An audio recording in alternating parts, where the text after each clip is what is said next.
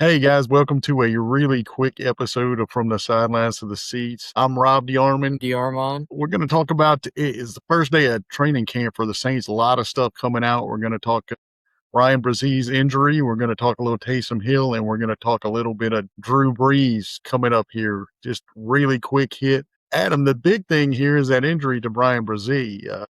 This looks like he's a guy that's kind of an up and comer, first round pick, doing well. And I think this was supposed to be I don't want to call it a breakout year, but it was supposed to be a big year for him. And now there's a question mark here. I would have to agree. He's a key part of this defense. I feel like it may not have had the success that we've been wanting from him, but he posted 2.5 sacks last season. Kind of underperformed. But the season before that, he had 7.5. So you could see the potential there. And for a defensive tackle, sacks are less common, I would say. But still, him being able to do what he's done and just be a core contributor to the team, this is a really huge blow to the Saints. And honestly, to him, too, I had high hopes for him. And I'm sure a lot of us did, too. He's not a superstar by any means, but he's certainly a contributor to the team. And they will see that on the field this season, I think.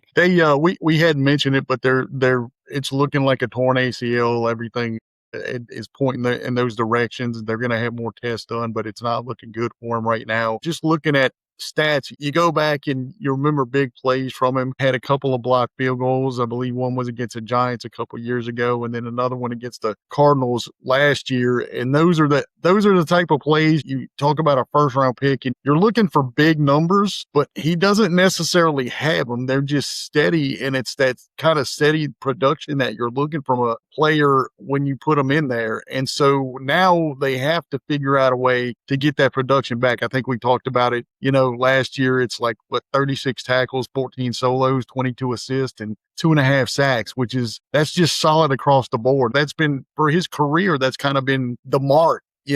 So you start looking at different ways that they can do this. They probably got to make a trade to pick somebody up to fill that gap. What are you thinking, man? Honestly, I don't know where they go from here. Yeah. They could make a trade. They could sign somebody in free agency, but then there's another looming thing happening that I saw today. Probably should look into this more, but I heard rumors that Chris Olave had sat out too, and he was wanting a contract extension, which would take away from your cap space and how much you can pay another defensive tackle if you were to need one, which they will likely need one. I honestly don't know where they would go. They would have to pick up somebody for like a 6th round pick, somebody not necessarily the best at their position. They're certainly not getting somebody like Chris Jones or Jalen Carter out of these trades. Not at all. Not at all. That would be an upgrade from Bryan Bresee for sure. And not saying Bresee's had a bad career by any means, but maybe has not lived up to the potential that we wanted to see out of him. But still, I mean, it's a major blow for the team. Honestly don't know what direction that they're heading in. I just saw this too as we're talking. They picked up his option for 2027. Bresee's option, $13.9 million. So that's money there too. Yeah, absolutely. They just lost money this season with him. If it comes back that he does have this torn ACL or this ACL injury, they definitely just lost out on some money right there in cap space that they could be using in other places. But I mean, they had paid him that money, gave him that option because they saw him as a valuable asset to the team. They wouldn't have paid him if they didn't want him. They wanted him because he's a contributor. It's like I said, it's just steady production, and you have to find somebody that's going to give you similar numbers, but and like you said, it's not going to be, they go make a trade, it's not going to be any big names. It's just going to be somebody to kind of fill the gap, if you will, and just kind of come in and get some stuff done for them, and hopefully put up those steady numbers. The downside here is, we talked about before we turn this thing on, I don't want to say a breakout season from Bresee, but you're looking for some bigger things from him.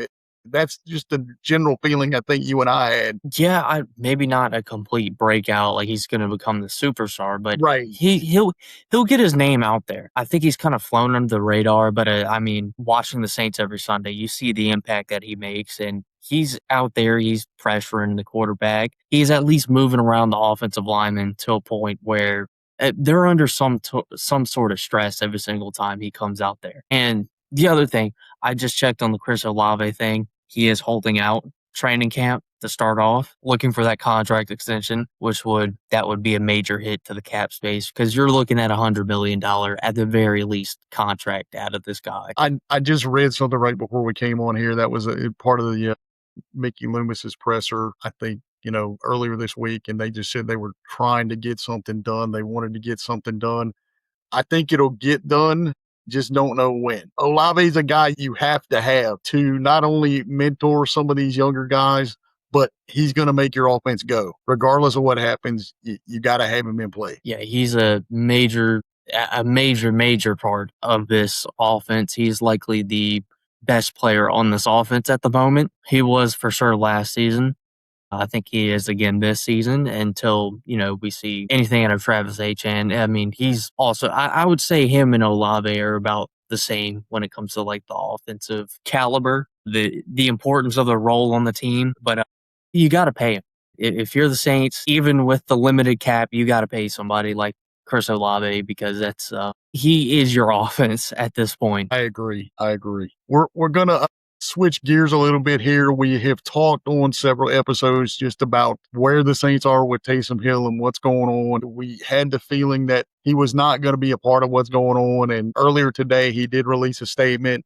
I've posted it on our Facebook page, and I'm just going to read some of it here. It just is for the last 9 years, New Orleans has been so much more than the city where I played. It's where my family built a life, where our oldest son was born, and where we formed relationships and made memories that will stay with us forever. I've taken time this offseason to think carefully about what comes next for my family and me. I still don't have a clear answer about what the future holds, but I know that returning to New Orleans is not in the cards. As training camp begins, I didn't want my silence to be misinterpreted, and as hard as it is to put into words, I wanted to express my gratitude.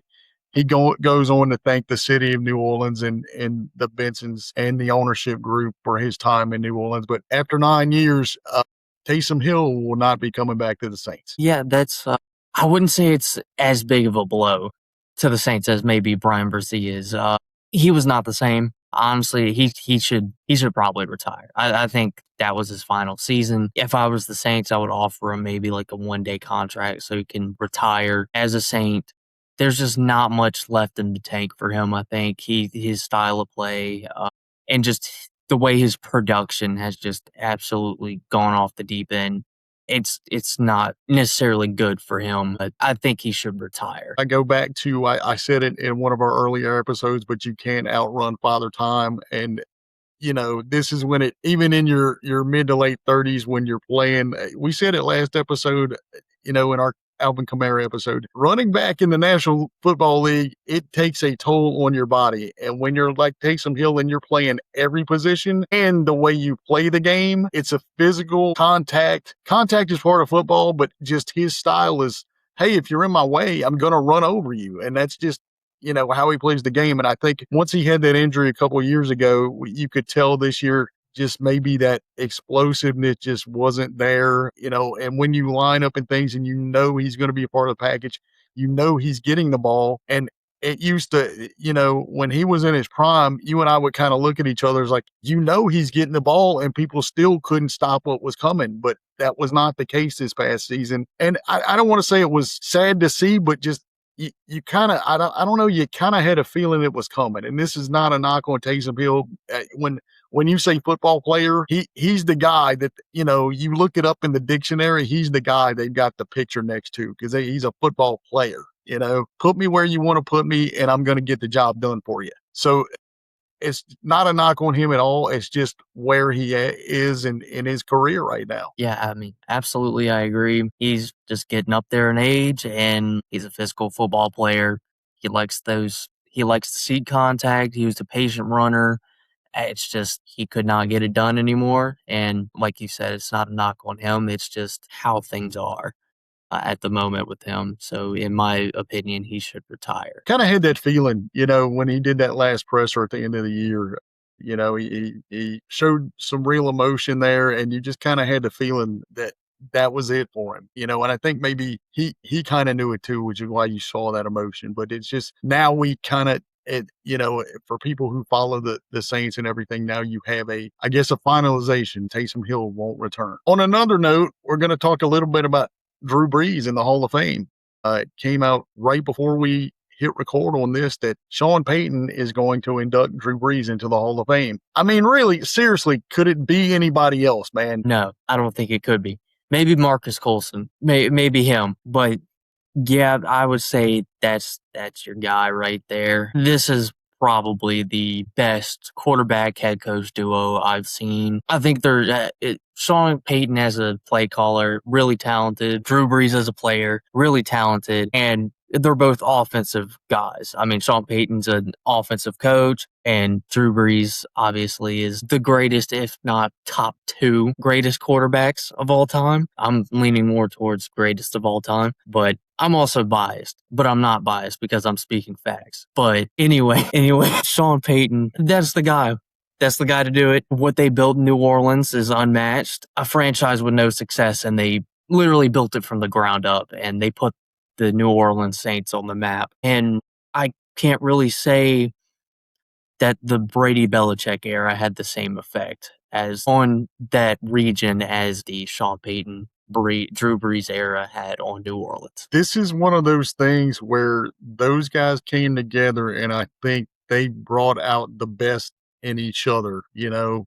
It was Brees from the competitive nature, and just him and Peyton. It was just it was like the perfect combination of things arriving in New Orleans at the exact right time, the exact right moment that the city needed them as much as they needed the city, I think. And when you put that combination together, the most successful run in New Orleans Saints franchise history, hands down. It won't get any better than that. So when I saw that earlier this evening, it was just like, really, guys, could it be anybody else? I don't see anybody else inducting Drew Brees into the Hall of Fame, and that's just the way it should be. Things are right with the world when you see that stuff. Absolutely, I agree. Nobody else could do it but Sean Payton to induct somebody of Drew Brees' caliber into the Hall of Fame. I mean, they made each other's careers in New Orleans, and them in New Orleans, they could go anywhere, and people will know exactly who they are. They're still well respected, even though Sean Payton has moved on. I mean, you can't really get a better duo, and their impact on the city is just phenomenal. The entire fan base, I don't have words for it. It's just, that's exactly who it should have been. Yeah. Well, man, that was it. Just wanted to give you guys a little update. The season is upon us, and we're going to keep you updated on stuff. It's here, man, and we're going to be here with you. So we appreciate you following us. However you follow us, we're on Instagram, we're on Spotify, we're on Apple Podcast, we're on Facebook. Where am I missing? YouTube. Am I missing anybody else, Adam? I think that's it. Like I said, guys, this is a real quick episode. We're going to post this real quick, and we will see you next time. Thanks for joining us.